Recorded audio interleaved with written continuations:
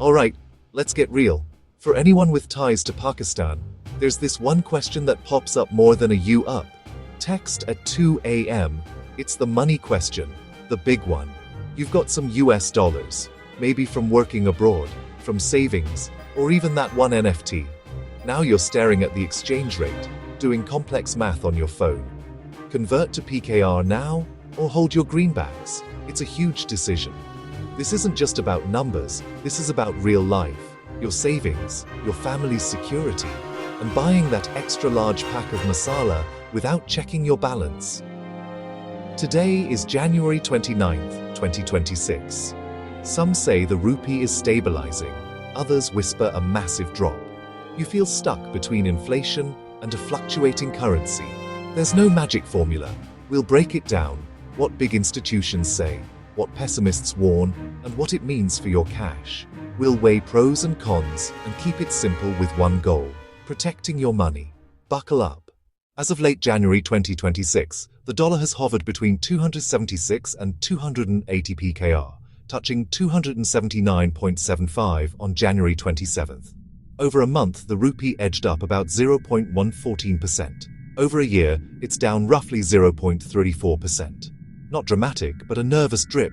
Different experts see the same chart and reach different conclusions. Technicals suggest relative stability, around 282 by month end. Some models average 2026 at 276.70, hinting at calm or a slight rupee edge.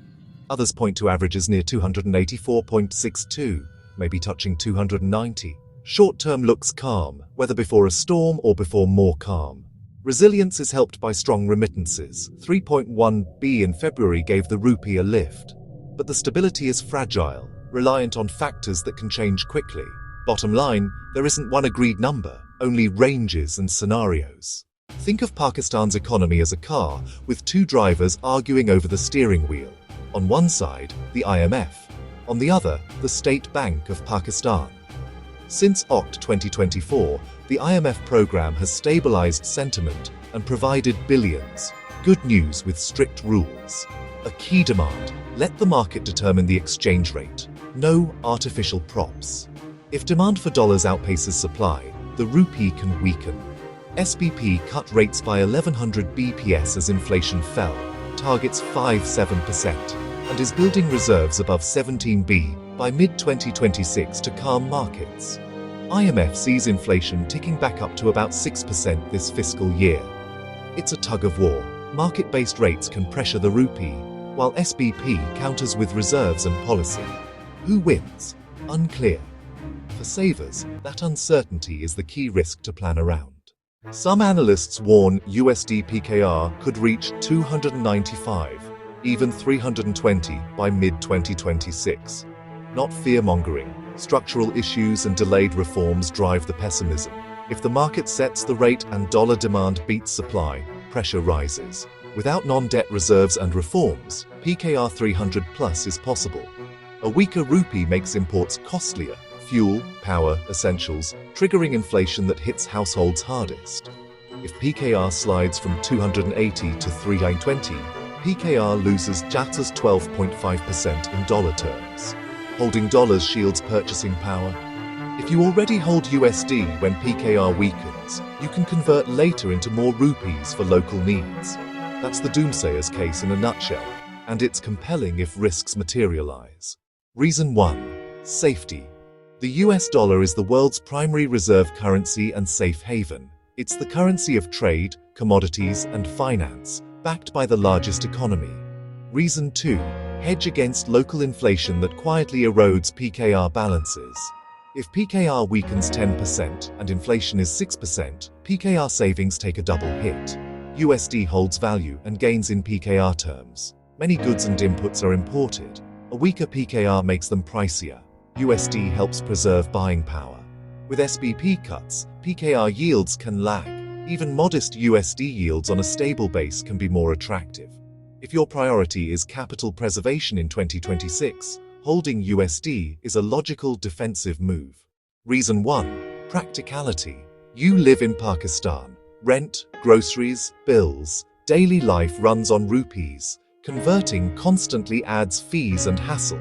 Keep a healthy PKR float. Reason 2. Upside scenario. If PKR holds or strengthens, early converters get more local purchasing power. If you can find local investments that outpace devaluation, converting is step 1 to deploy capital. Reason 3. Simplicity. Managing two currencies is work. For some, mental peace with one local currency is worth it. It's convenience today versus potential financial drag if PKR weakens. If your needs are local and no big foreign buys loom, PKR can simply make life easier. No matter your stance, you can't ignore the risks. The big one, exchange rate risk. Forecasts span 276 to 320, a huge uncertainty range. Convert all to PKR and it tanks, you lose globally. Hold all USD and PKR strengthens, you miss gains. Inflation silently eats PKR even if FX is flat. If inflation is 10% and you earn 7%, you still lose 3% real. Policy shifts, IMF program changes, new taxes, controls, can jolt FX overnight. USD custody matters. Local FX accounts have rules. Overseas accounts are harder to open and access. Fees and spreads differ by bank and dealer. Not comparing can cost you over time. Acknowledge uncertainty. Plan for shocks. Stay calm and systematic. Don't go all in on one side. Use a balanced, diversified approach. Don't put all eggs in a dollar basket or a rupee basket. Goal: minimize losses, not maximize gains. Start with PKR for daily life. Build a 3 to 6 month emergency fund. Rent, utilities, food, transport. Keep it liquid and accessible. For long-term savings, lean toward USD in 2026's climate. It hedges PKR weakness and inflation. Diversify assets. Consider Swiss franc, gold, equities if risk-tolerant, and real estate as appropriate. Avoid betting your future on one currency or asset class. All right, theory is great, but let's make it practical.